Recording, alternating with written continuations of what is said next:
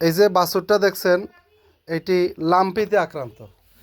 এইটার গায়ে এত বেশি বিচি উঠছে, অন্তত আপনি যদি একটা একটা করে গনেন অন্তত 1000 গোটা হবে। আর এই যে আরেকটা পাশাপাশি বাছুর, তারা সম্ভবত ভাই বোন হতে পারে। তো এইটাও লাম্পিতে আক্রান্ত। তো এরা দীর্ঘদিন ধরে চিকিৎসা চলছে। তো বাছুরটার অবস্থা বেশি খারাপ, একদম ফ্লোরিং হয়ে গেছে। তো এইটাও অবস্থা খুব একটা ভালো না, শুয়ে থাকে, ঘাস খায় না।